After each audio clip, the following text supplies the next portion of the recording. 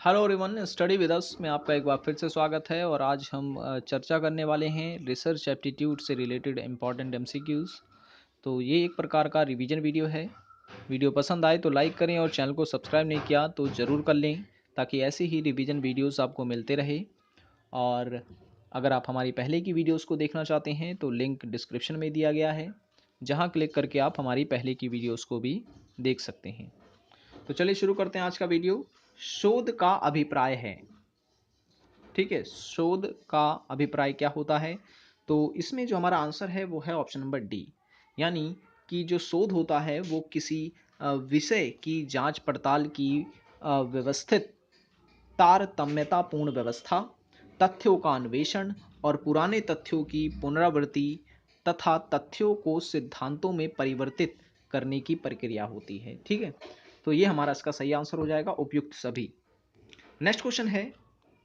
अब इसमें कथन दिए गए हैं, हमें बताने हैं कि इनमें से कौन सा कथन जो है वो सही है, सत्य है।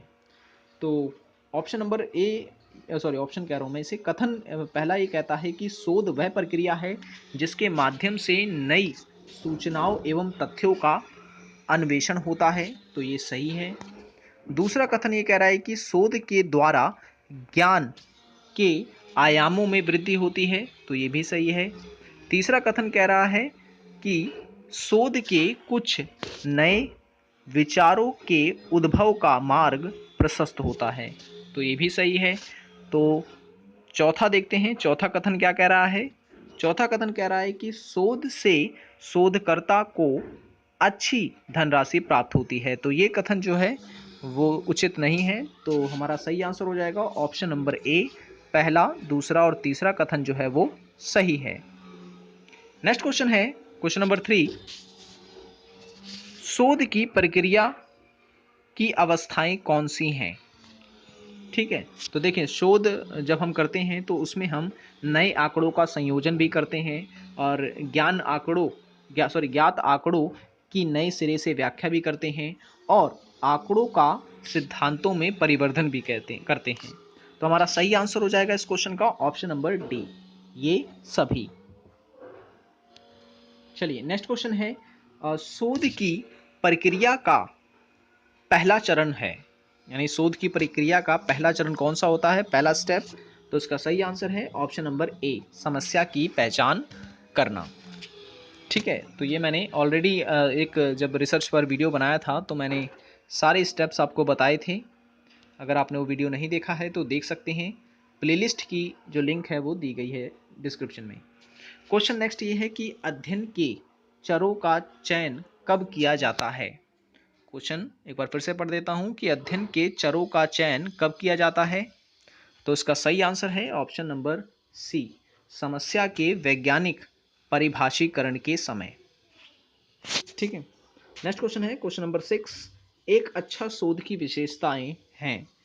एक अच्छे शोध की विशेषताएं हैं। तो इसका सही आंसर है, देखिए, वैधता भी होती है, विश्वसनीयता भी होती है और सटीकता भी होती है। सही आंसर है ऑप्शन नंबर डी, ये सभी। नेक्स्ट क्वेश्चन है, एक अच्छे शोधकर्ता की विशेषताएं हैं। अब इसमें देखें 4 ऑप्शन दिए गए हैं।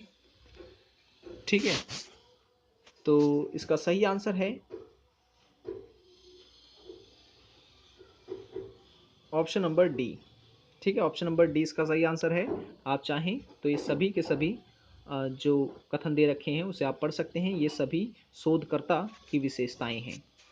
नेक्स्ट क्वेश्चन है क्वेश्चन नंबर 8वां है ये, कि वह शोध जिसमें शोधकर्ता किसी नए विषय का चयन करता है तथा उससे संबंधित आधारभूत नियमों, जानकारियों या सिद्धांतों आदि का पता लगाता है, उसे उसका नाम है, तो उसे नाम दिया जाता है आधारभूत शोध का। ठीक है, आधारभूत शोध का। तो इसका सही आंसर हो जाएगा option number A, option number A. Next question है क्वेश्चन नंबर 9। नीचे दिए गए कथन पर विचार कीजिए और जो सत्य है वो हमें बताने हैं इसमें। ठीक है, तो देख लेते हैं। इसमें दिया है पहला कथन कि शोध निर्देशों में सुधार लाता है तथा लोगों के जीवन स्तर को उन्नत बनाता है। ये सही है। दूसरा, शोध शिक्षक के कौशल में सुधार करता है। तथा इससे विद्यार्थियों की उपलब्धियों में वृद्धि होती है। दूसरा कथन भी सही है। तीसरा कथन बोल रहा है कि शोध मानवीय आवश्यकताओं को पूरा करता है तथा उनके जीवन को आरामदेह एवं सुविधाजनक बनाता है, तो ये भी सही है। शोध मानवीय उपभोग की विभिन्न चीजों की गुणवत्ता में सुधार करता है, ये भी सही है। ठीक है, 4 अब तक सही गए। और पांचवा ये कह रहा है कि शोध किसी भी देश की अर्थव्यवस्था में सुधार करता है तथा उसे द्रुत गति प्रदान करता है, तो उसका सही आंसर हो जाएगा ऑप्शन नंबर डी, क्योंकि पांचवा कथन भी दिया जो है वो सही है। ये सभी के सभी शोधकर्ता की विशेषताएं हैं। ठीक है, सॉरी, शोध की विशेषताएं। नेक्स्ट क्वेश्चन है, सैम्पलिंग का अभिप्राय है। सैम्पलिंग क्या होती है? तो सैम्पलिंग मैंने आपको बताया था कि जनसंख्या के एक छोटे से समूह का चयन करना ही सैम्पलिंग कहलाता है। ठीक है, ये 3 टाइप्स की होती हैं जो मैंने ऑलरेडी डिस्कस करी हैं। नेक्स्ट क्वेश्चन है, शोध के नैतिक मूल्यों संबंधी सिद्धांत है। ठीक है, देखिए नैतिक मूल्यों में शामिल होते हैं खुले रूप से बौद्धिक संपदा पर विचार विमर्श करना, ये भी, और विभिन्न प्रकार की भूमिकाओं के लिए स्वयं को तैयार करना, ये भी सही है। सूचना सहमति नियमों का अनुपालन करना, तो ये भी सही है। और ये देखिए इसका सही आंसर होगा ऑप्शन नंबर डी, ये सभी के सभी जो हैं वो नैतिक मूल्यों से संबंधित हैं।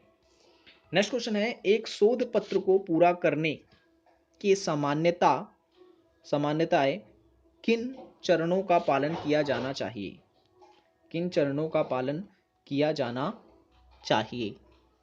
ठीक है, तो देखें पुस्तकालय या संबंधित स्थान पे जाना, और विषय या टॉपिक की खोज करना, शोध आंकड़ों को एकत्रित करना, तो हमारा सही आंसर है ऑप्शन नंबर डी, ये सभी।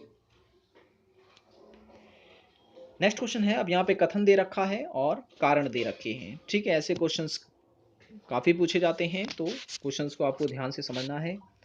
कथन ये कह रहा है कि एक शोध लेख एक लिखित पत्र होता है जिसमें शोध या शोध से परिणामों का उपयुक्त आंकड़ों के साथ उल्लेख किया जाता है।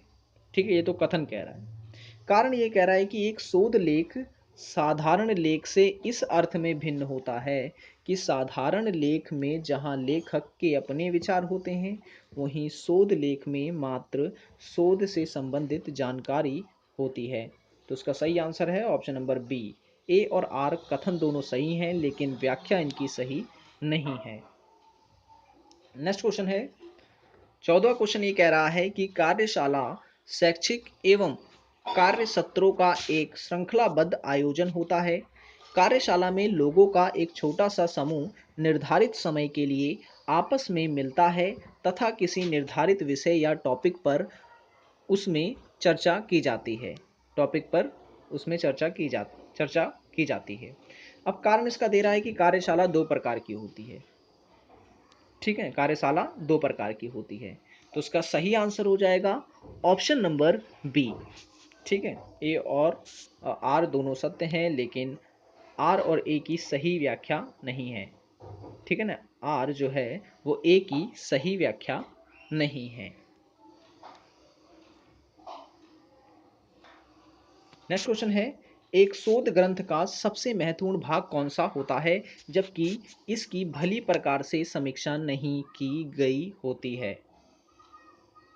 तो उसका सही आंसर है ऑप्शन नंबर डी, शोध ग्रंथ की गुणवत्ता। ठीक है, अब ये 16 क्वेश्चन है, आप चाहें तो स्क्रीनशॉट ले लें या फिर इसको ध्यान से पढ़ लें, वीडियो को पॉज कर सकते हैं आप। आपको इसका आंसर मुझे कमेंट में बताना है कि इनमें से कौन सा तथ्य जो है वो सही है। चलिए, 17वां क्वेश्चन है कि एक मीनार एक प्रकार का शैक्षिक निर्देश है जिसे या तो विश्वविद्यालय या किसी वाणिज्यिक एवं पेशेवर संस्थान में संपन्न किया जाता है। ये कथन है। कारण ये बोल रहा है कि यह छोटे समूहों को एक मंच पर लाने की प्रक्रिया है जिसमें प्रत्येक बार किसी एक विषय पर ध्यान केंद्रित किया जाता है। तो इसका सही आंसर है ऑप्शन नंबर बी। ए और आर दोनों सत्य, लेकिन व्याख्या जो है वो उचित नहीं है। 18वां क्वेश्चन है कि एक सेमिनार में सामान्यता कौन सी विशेषताएं पाई जाती हैं। ठीक है, कौन सी विशेषता पाई जाती है। तो इसका सही आंसर जो है वो है ऑप्शन नंबर डी। ये सभी विशेषताएं जो होती हैं वो सेमिनार में होती हैं। ठीक है, आप चाहें कि करके पढ़ सकते हैं। मैं इसे नहीं पढ़ूंगा क्योंकि मैंने ऑलरेडी वीडियो बना रखा है सेमिनार पर, वर्कशॉप, कॉन्फ्रेंस, इन सब पर। ठीक है, नेक्स्ट क्वेश्चन है, कथन सम्मेलन एक प्रकार की औपचारिक सभा है जिसमें विभिन्न विषयों या टॉपिक्स पर सहभागियों द्वारा अपने विचारों का आदान प्रदान किया जाता है। कारण ये दे रहा है कि सम्मेलन में केवल एक ही संगठन के लोग भाग लेते हैं। तो इसका सही आंसर है ऑप्शन नंबर सी। इसमें ए सही है लेकिन आर असत्य है क्योंकि सम्मेलन में एक संगठन के सदस्य भाग नहीं लेते, इसमें सभी शामिल हो सकते हैं। ठीक है, अब क्वेश्चन नंबर 20 ये कह रहा है कि एक अच्छे सम्मेलन में सामान्यता कौन सी विशेषताएं पाई जाती हैं। तो उसका सही आंसर है ऑप्शन नंबर डी। ये सभी विशेषताएं जो हैं एक सम्मेलन में पाई जाती हैं। आप चाहें तो इसे पढ़ सकते हैं। ठीक है, तो ये तो था हमारा वीडियो जिसमें हमने डिस्कस किए 20 क्वेश्चंस। आई होप कि वीडियो आपको पसंद आया होगा। वीडियो पसंद आया हो तो लाइक ज़रूर कर देना, चैनल को सब्सक्राइब नहीं किया तो ज़रूर कर लें ताकि ऐसी वीडियोज़ आपको मिलते रहें। मिलते हैं नेक्स्ट वीडियो में। पहले की वीडियो देखना चाहते हैं तो ऊपर वीडियो के ऊपर जो लिंक आ रहा है उस पर क्लिक करके आप देख सकते हैं। मिलते हैं नेक्स्ट वीडियो में। Thanks for watching this video.